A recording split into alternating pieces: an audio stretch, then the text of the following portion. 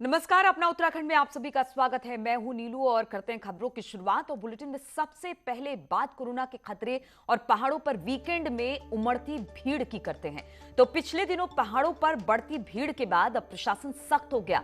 खास तौर पर वीकेंड पर पर्यटन स्थलों पर काफी भीड़ हो रही थी, जिससे कोरोना का खतरा बना हुआ था। इसे लेकर अब प्रशासन ने सख्ती शुरू कर दी है। नैनीताल, मसूरी में 2 दिन 2 व्हीलर के प्रवेश पर रोक लगा दी गई है। देहरादून के सहस्त्रधारा में नदी पर जाने को भी पाबंदी उस पर भी लगा दी गई है। वहीं उत्तराखंड के बॉर्डर पर भी वाहनों की चेकिंग की जा रही है। बिना नेगेटिव रिपोर्ट के लोगों को राज्य में प्रवेश नहीं दिया जा रहा है। साथ ही होटल संचालकों को भी हिदायत दी गई है कि बिना आरटीपीसीआर रिपोर्ट के आप किसी को अपने होटल में जगह नहीं देंगे।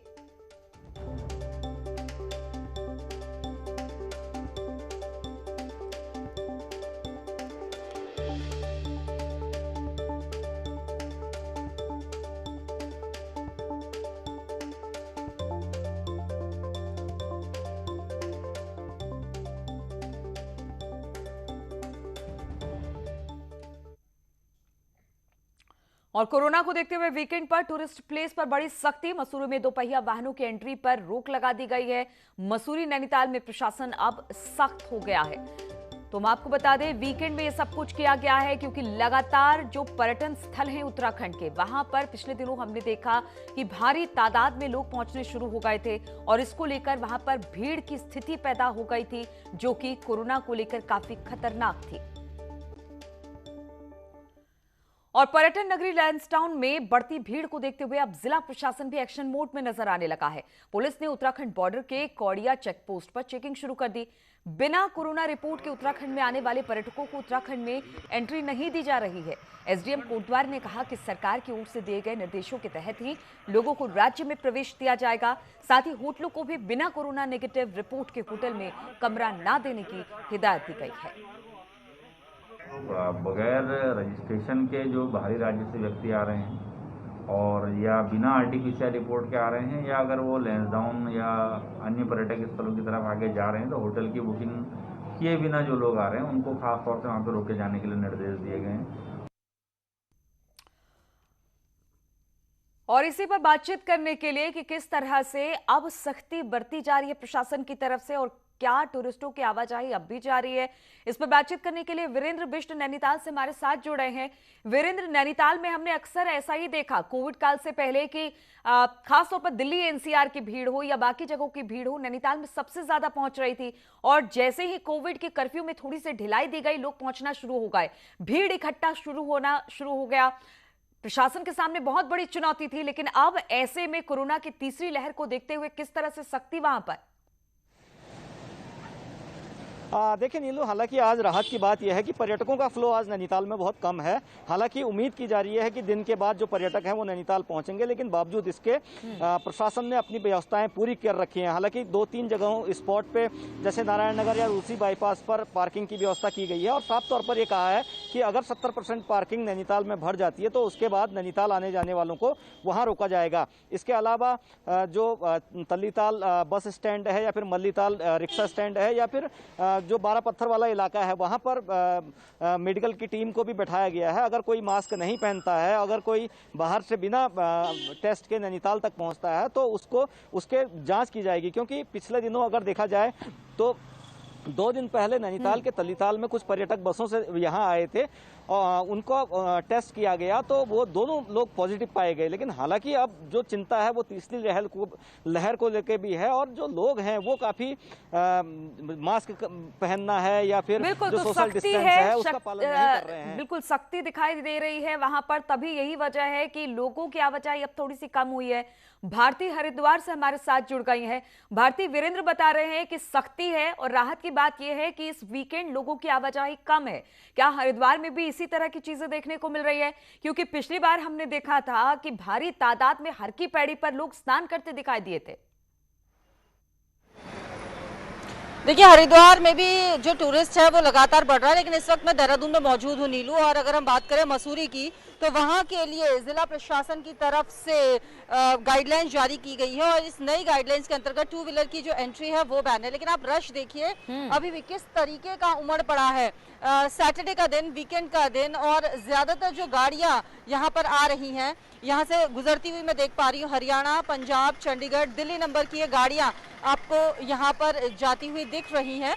और होटल की बुकिंग, जिस तरीके से पिछले हफ्ते हमने देखा था नीलू कि होटल की बुकिंग का प्रमाण होना बहुत ज़्यादा ज़रूरी है अगर आपको मसूरी में एंट्री लेनी है, वो यहाँ पर चेक किए जा रहे हैं। साथ ही साथ कोरोना की नेगेटिव रिपोर्ट RT-PCR की वो लाना जरूरी है। जो लोग नहीं लेकर आ रहे हैं, भारती, आपने जिस तरह से बताया आप हरिद्वार में नहीं देहरादून में है, माफ कीजिएगा गलती से मुंह से निकल गया कि आप हरिद्वार में है, लेकिन आपसे ये जानना चाहेंगे क्योंकि आप आशा रोड़ी चेक पोस्ट पर हमेशा रहती है, वहां पर जाती है, वहां पर हालात और स्थिति देखती हैं। खबर ये भी आ रही है कि बहुत सारे RT-PCR रिपोर्ट नेगेटिव है, इससे निपटने के लिए क्या किया जा रहा है? क्योंकि कहा यह जा रहा था कि जो नेगेटिव रिपोर्ट फर्जी लेकर आएंगे उनके खिलाफ कार्रवाई होगी।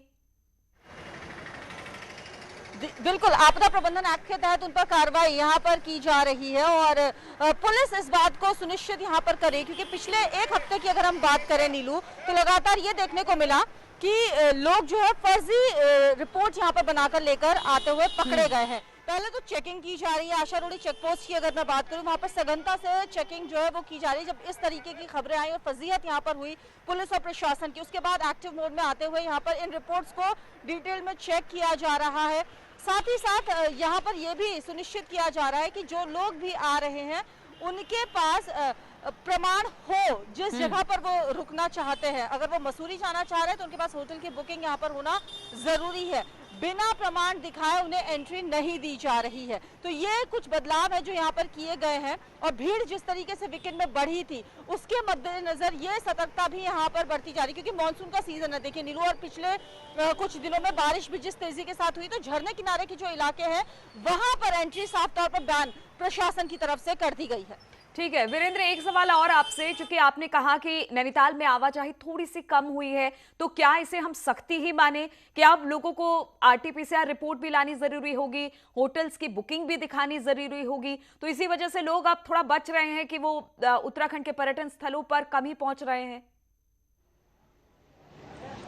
नीलू, जिस तरह की सख्ती हाईकोर्ट के आदेश के बाद की गई और जिला प्रशासन ने खास तौर पर आदेश जारी करके ये कहा कि आपको RT-PCR लानी होगा, आपको होटल की बुकिंग दिखानी होगी। हालांकि अब नया सिस्टम ये शुरू करने जा रही है, अगर आप पॉजिटिव मिलते हैं तो 14 दिन का क्वारंटीन भी आपको करना होगा। अगर आपका टेस्ट होता है यहाँ पर और आपकी रिपोर्ट पॉजिटिव आती है तो आपको 14 दिन का क्वारंटीन भी यहाँ करना होगा। तो यही सारी सख्तियां हैं। उसकी वजह से थोड़ा, अगर आप फर्जी रिपोर्ट लेकर जाते हैं और आप अगर पॉजिटिव पाए जाते हैं तो फिर 14 दिन आपको उत्तराखंड में ही बिताने पड़ेंगे। इस बात का ध्यान रखना भी बहुत जरूरी है। आप दोनों का बहुत बहुत शुक्रिया हमारे साथ जुड़ने के लिए। और देहरादून में देवस्थानम बोर्ड की चल रही मीटिंग खत्म हो गई है। वही मीटिंग में सीएम धामी ने तीर्थ पुरोहितों को आश्वस्त किया कि जिनकी जो भी शंकाएं हैं उनको दूर किया जाएगा। वहीं बोर्ड ने गर्भगृह से लाइव स्ट्रीमिंग की प्रस्ताव को भी रद्द किया। साथ ही मंदिर के बाहर से लाइव स्ट्रीमिंग पर भी अब सहमति बनी है।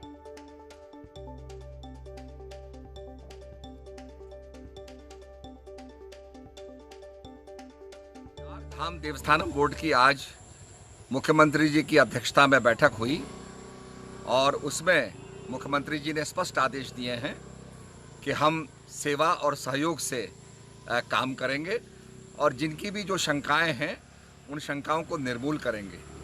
लाइव स्ट्रीमिंग के बारे में ये कहा गया कि भाई जो भी इसके सदस्य हैं वो अपने अपने विचार दे दें। उन सब विचारों को संकलित करके हाई कोर्ट को प्रेषित किया जाएगा और बोर्ड की भावना से उन्हें अवगत किया जाएगा। तो इस समय माननीय मुख्यमंत्री जी ने सभी को ये विश्वास दिलाया है कि जो भी जिनकी शंकाएं हैं वो सब समाप्त की जाएंगी और कार्य किया जाएगा। कि जो लाइव स्ट्रीमिंग वाली बात है वो यहाँ की मान्यता और परंपरा इस बात को अलाउ नहीं करती है। जनभावना भी ये है कि लाइव स्ट्रीमिंग बिल्कुल जो गर्भगृह है और जो मंदिर परिसर है अंदर का उसमें नहीं होनी चाहिए। इस भावना से बोर्ड को अवगत कराया गया। बोर्ड से ये रिक्वेस्ट की गई कि बोर्ड इस जो जनभावना है, जो तीर्थ पुरोहित, पंडा समाज, जो हकाकुकधारी पुजारियों की, इनकी जिनकी जो पूरी भावना की लाइव स्ट्रीमिंग नहीं होना चाहिए, यहाँ की परंपरा और मर्यादा इसको अलाउ नहीं करती है, इससे माननीय हाईकोर्ट को अवगत किया जाए। और देवस्थानम बोर्ड को लेकर तीर्थ पुरोहित पहले ही भड़के हुए थे और पूर्व सीएम त्रिवेंद्र रावत के बयान ने नया बवाल खड़ा कर दिया। कोई उन्हें गैर हिंदू बता रहा है तो कोई घोर विरोधी। वहीं बीजेपी को समझ में नहीं आ रहा कि कहे तो क्या कहे।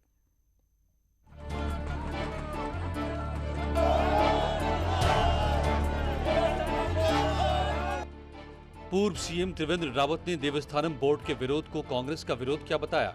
चार धाम में हंगामा खड़ा हो गया। किसी ने त्रिवेंद्र रावत को गैर हिंदू बता दिया तो किसी ने कहा कि कोई पुरोहित कांग्रेसी नहीं है। बयान पर बवाल मचा, पुतले चले, हंगामा हुआ तो कांग्रेस को भी हमले का मौका मिल गया। लेकिन मैं तो बड़ा खेद इस बात से होता है माननीय मुख्यमंत्री पूर्व वालों से, हंसी भी लगती है इस बात से कि ये आदमी ने इसने शिक्षा ग्रहण की कि नहीं की, ये किस मिट्टी में बना हुआ आदमी है, या विधर्मी है, या ये मुसलमानों से मिला हुआ आदमी है। मेरे को तो विश्वास होता है कि ये जरूर भाजपा में जरूर है, लेकिन ये मुसलमानों के द्वारा, इस्लाम धर्म के द्वारा प्लांट किया हुआ आदमी है। तानाशाही पूर्ण रवैया अपना करके देवस्थानम बोर्ड का निर्माण कर दिया। आपके पास बहुमत है तो आप कुछ भी कर लेंगे। बहुत घोर विरोधी हैं तीर्थ पुरोहितों के, पंडा पुरोहितों के, त्रिवेंद्र सिंह रावत, और उनको भुगतना पड़ेगा। इसका पूरी भारतीय जनता पार्टी को भुगतना पड़ेगा। कांग्रेस ने त्रिवेंद्र रावत को पंडे पुरोहितों का घोर विरोधी बता दिया तो बीजेपी से मसले पर जवाब देते नहीं बन रहा कि बोर्ड पर कहे तो क्या कहें। उसमें मुख्यमंत्री जी ने भी कहा है और सरकार का बयान भी आया है, तो उसमें मुझे लगता है कि इस रूप में ज्यादा कहने की आवश्यकता नहीं है। देवस्थानम बोर्ड त्रिवेंद्र सरकार ने बनाया, पुनर्विचार की बात तीरथ रावत सरकार ने की और अब सत्ता में पुष्कर धामी सरकार है। ऐसे में जबकि चुनाव में ज्यादा वक्त नहीं बचा है, इससे पहले चार धाम में खड़े हुए बवाल ने बीजेपी के लिए मुश्किल जरूर खड़ी कर दी है। न्यूज़ 18 के लिए देहरादून से दीपांकर भट्ट की रिपोर्ट। और हल्द्वानी के गोलापार इलाके के लोग लगातार तीसरे दिन धरने पर हैं। लोगों की मांग है कि जिस जमीन पर वो लोग वर्षों से रह रहे हैं, उस जमीन पर उन्हें मालिकाना हक दिया जाए। प्रदर्शनकारियों का कहना है कि सरकार ने उन्हें पहले पट्टे पर जमीन दी, लेकिन अब सरकार इन पट्टों को रिन्यू नहीं किया जा रहा है, जिससे उन्हें किसी भी सरकारी योजना का लाभ नहीं मिल पा रहा है। लोग वहां पर कर रहे हैं, 3-3 पीढ़ियां निकलने को है, पर सरकार द्वारा राजस्व भूमि आवंटन नहीं करी जा रही है, क्योंकि वहां पर कुछ लोगों के पास पट्टे भी अवेलेबल हैं। और इन स्थिति को देखते हुए हमारी मांगे ये है कि हमें मालिकाना हक चाहिए और वोटर लिस्ट में नाम चाहिए। और हमें ये परेशानी है कि बार बार हमें परेशान कर दिया जाता है कि इस जगह को खाली करो। क्यों? हम इंसान नहीं है क्या? हम गरीब हैं, इसलिए हमें हटाना चाहते हैं। क्यों हटाना चाहते हैं? सरकार का हमने क्या बिगाड़ा? और रुकेंगे यहाँ पर छोटे से ब्रेक के लिए।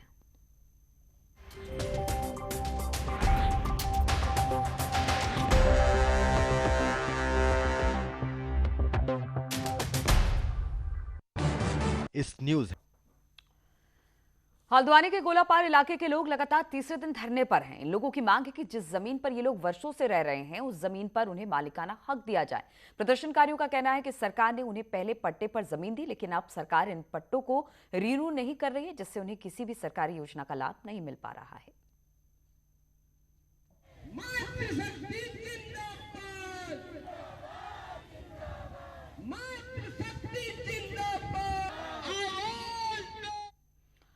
कोटद्वार के पदमपुर मोटा ढाक इलाके में भू माफियाओं की दबंगई के चलते बुजुर्ग महिला और उसका परिवार दर-दर भटकने को मजबूर है। हालात ये कि भू माफिया महिला की 32 बीघा जमीन पर कब्जा करते जा रहे हैं।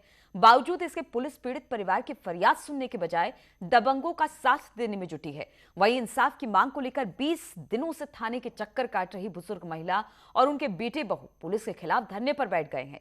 वहीं मामले में स्थानीय पार्षद सौरभ नौटियाल ने भी पुलिस पर की कार्यशैली पर सवाल उठाते हुए पुलिस पर भू माफियाओं को संरक्षण देने का आरोप लगाया है। कुछ टाइम पहले हमारे जो जमीन है उस पर काफ़ी 15-20 लोग आए।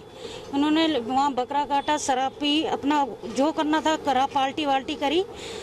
इसके बाद जब हम पुलिस के पास गए कि हमारी जमीन पे ये सब क्या हो रहा है, आपको कार्रवाई करनी चाहिए। एक गैंग है कोटद्वार में सक्रिय, जो केवल इस प्रकार की भूमियों पे ही कार्य करता है और जबरदस्ती जो लोग बेचारे वर्षों से उस जमीन पे रह रहे हैं उन्हें जबरदस्ती हटाकर, चाहे अपने दबंगपन से, चाहे पुलिस की मदद से, पुलिस भी उन्हें पूरी सह प्रदान कर रही है। और चंपावत में कोरोना वैक्सीनेशन को लेकर लोग लापरवाही बरत रहे हैं। वैक्सीन सेंटर तक लोग नहीं पहुंच रहे। लोहाघाट के GIC वैक्सीनेशन सेंटर में 100 कोविड डोज की जगह पर महज 30 लोग ही वैक्सीन लगवाने पहुंच रहे हैं। वहीं स्वास्थ्य विभाग में लोगों से वैक्सीन लगवाने की अपील की है। तैयारी कर रहे हैं, लेकिन रोज़ 30 से 40 लोग आ रहे हैं। कम से कम ज़्यादा लोगों को आना चाहिए वैक्सीन। और टेहरी झील में